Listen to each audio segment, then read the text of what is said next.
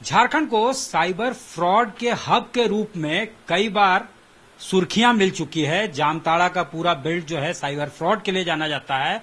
इस बार नया तरह का फ्रॉड जो है वो सरफेस हुआ है, सतह पे आया है।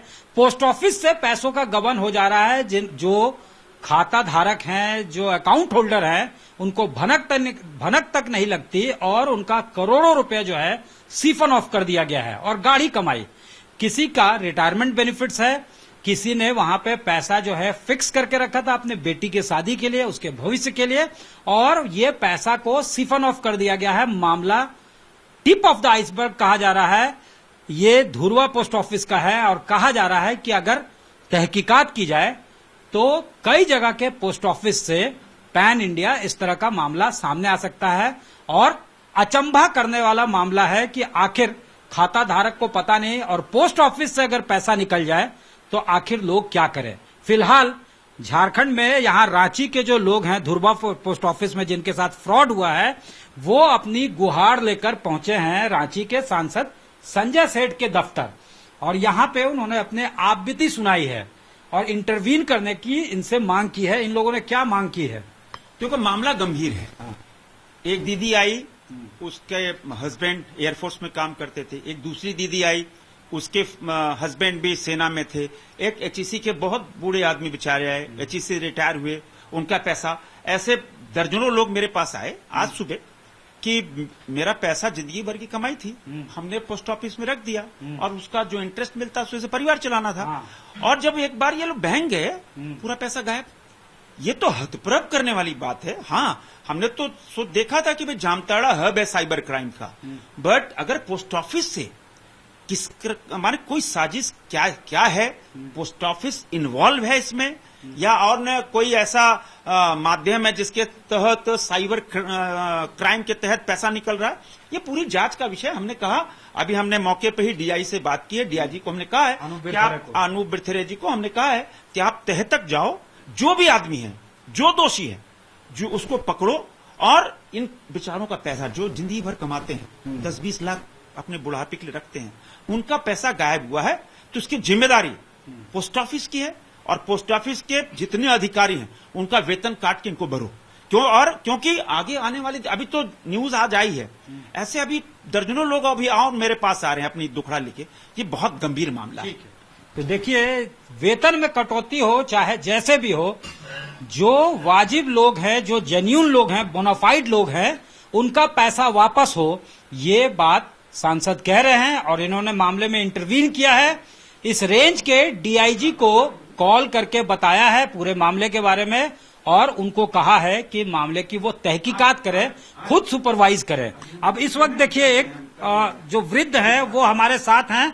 क्या नाम है बाबा आपका? जगरूपन प्रसाद सिंह। अच्छा, ये यहाँ कहाँ काम करते थे आप? हम FF04 एचईसी में। एचईसी में काम करते थे। क्या मामला है? कितना पैसा था आपका? 9 लाख। कैसे मिला था वो CPF से मिला था। अच्छा, प्रोविडेंट फंड से। हाँ, प्रोविडेंट से। तो आपने कहाँ रखा उसको? धुरवा पोस्ट ऑफिस में रखा था। धुरवा पोस्ट ऑफिस में? हाँ। फिर क्या पता चला आपको? अभी तो 5-6 दिन पहले पता चला कि टोटल अब गए पैसा निकालने, हर महीना में 4,900 मिलता चलता था आपका। हाँ, तो गए निकालने ना। कितने लोग हैं आपके? हमारे घर में है 3 गो बेटा है। हाँ। 1 बेटी है, हम है, हमारा वाइफ। तो मतलब आपका बुढ़ापा का खर्च उसी से निकलता? हाँ, उसी से निकलता था।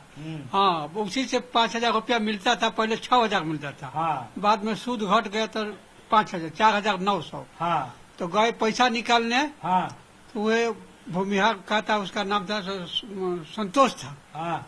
तो वो लोग बोला कि आपका पैसा तो टोटल निकाल लिया संतोष। अच्छा। हाँ, वो लोग बोला हाँ। कि आपका पैसा तो वो आया। तो आपने निकाला ही नहीं था? सिर्फ ना, हम तो साइनो फाइन ना करें, हम तो पैसा निकाले गए। अभी मैं फार्म भरल धैले बा, 4,900 निकाला थे ना, वो फार्म लौट के चले। अब देखिए, ये रिटायर्ड आदमी है, सेंट्रल प्रोविडेंट फंड का इन्होंने पैसा उस अकाउंट में डाला था। हर महीने जो इंटरेस्ट मिलता था उससे इनका खर्च निकलता था और खर्चा भी निकलता था, दवा दारू का खर्च निकलता था। अब जब ये इंटरेस्ट अपना निकालने जाते हैं तो वहां पता चलता है कि इनका पैसा जो है सिफन ऑफ कर दिया गया है। कैसे हुआ नहीं हुआ इनको कुछ इल्म नहीं है, कहीं इन्होंने दस्तखत भी नहीं किया है, कुछ नहीं किया है, तो आखिर पैसा कैसे निकला। अब देखिए आप बाकी लोग जो हैं इनके साथ भी सब वही मामला है, और ये डिपेंडेंट हैं सेना में जो काम करते थे उनका। क्या आप लोग सबके सेना के हैं? आप क्या नाम हुआ आपका? स्मृति कुमारी। अच्छा, कौन थे आपके सेना में? एयरफोर्स में मेरे हस्बैंड थे। अच्छा, वो अब नहीं है? नहीं है। अच्छा, तो क्या मामला है? आप लोग 15 लाख रिटायरमेंट लेकर के आए थे। हाँ। वो रख दिए बेटी के लिए, एक बेटी है शादी के लिए। हाँ। तो जब गए देखने तो वो पैसा ना रामाशंकर के अकाउंट में ट्रांसफर कर दिया। कैसे हुआ ये? आप साइन वाइन किए कहीं? नहीं, साइन नहीं किए। मतलब ये ना 7 साल हो गया था, इसका पुर गया था एफडी मैच्योरिटी। हाँ, मैच्योरिटी पुर के फिर एफडी कराने के लिए दिए थे। अच्छा, उसी में वो उसी में आपका साइन को लगता है स्कैन करके कुछ किया गया है। पता नहीं अब क्या किया, वो ही जाने। वो 15 लाख जो था उसका इंटरेस्ट भी आता था? नहीं, हाँ, उसका इंटरेस्ट आता, उसका इंटरेस्ट है। हाँ। लेकिन वो पैसा रामाशंकर के खाता में डाल दिया, दूसरे के अकाउंट में ट्रांसफर हो गया। अब देखिए बिना कंसेंट के 15 लाख रुपए, आप छोटा सा ट्रांजैक्शन जब आप कोई पेटीएम में करते हैं या फिर आपके अकाउंट से कोई भी पैसा निकलता है तो आपको एक अलर्ट मैसेज आता है कि अगर आपने ये ट्रांजैक्शन नहीं किया है तो आप इसको ब्लॉक कर सकते हैं या फिर डिस्प्यूट रेज कर सकते हैं।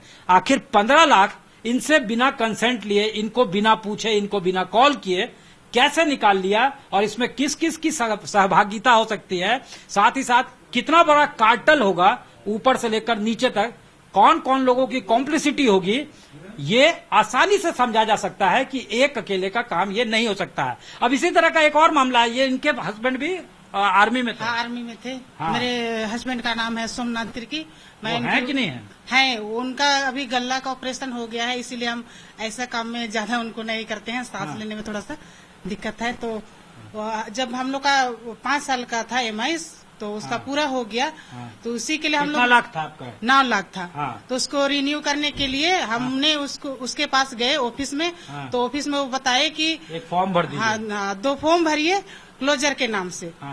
तो इसलिए हम 2 फॉर्म भरे थे। और उसके बाद हम एक चेक दिए थे 9 लाख का बेटा के नाम से।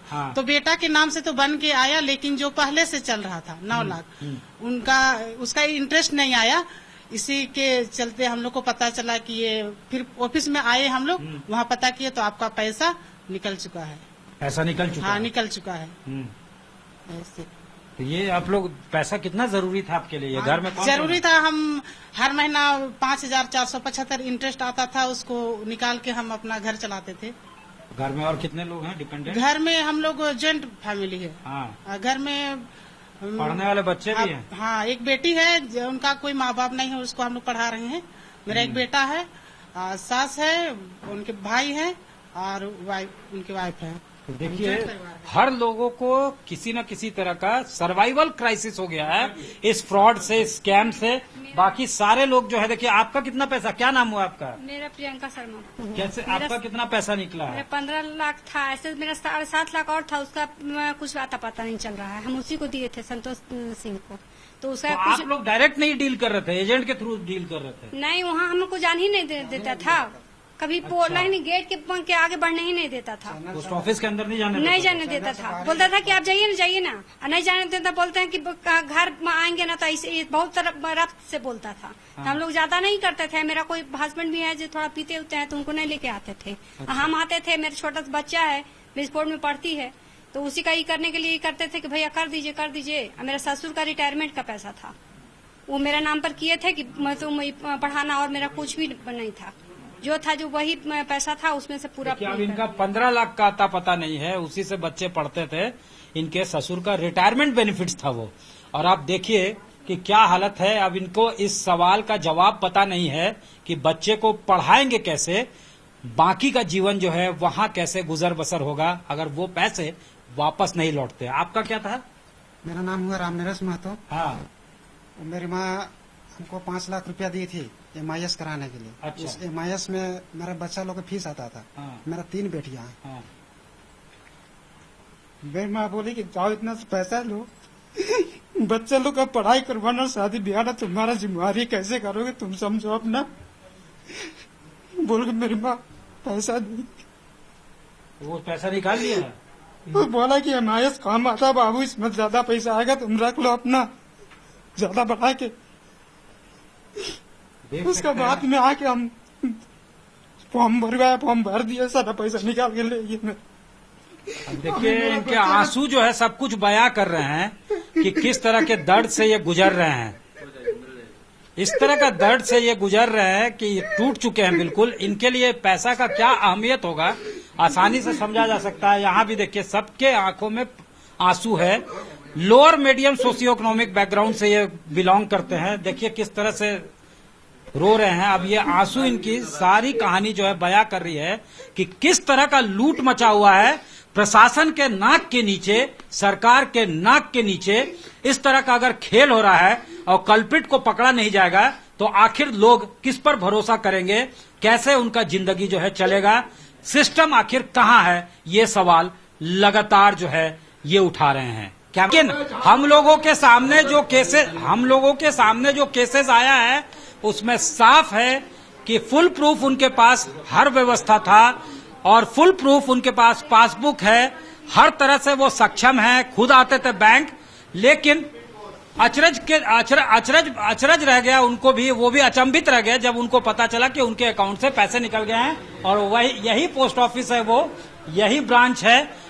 जाहिर तौर पे कहीं ना कहीं बिचौलिया जो हैं उनका भी रोल है, लेकिन कई लोग ये भी क्लेम कर रहे हैं कि वो खुद से आते थे, बावजूद इसके इस तरह की घटना उनके साथ हुई है। और ये कैसे हुआ इसको लेकर उन्होंने एक एफआईआर भी दर्ज करवाया है। पुलिस भी देख रही है इस मामले को और मामले में पीएमओ तक का अब हस्तक्षेप हुआ है। एक इंक्वायरी जो है वो भी चल रहा है, अनुसंधान इस मामले में किया जा रहा है। कैमरामैन राकेश तिवारी के साथ सत्यजीत कुमार, रांची, आज तक।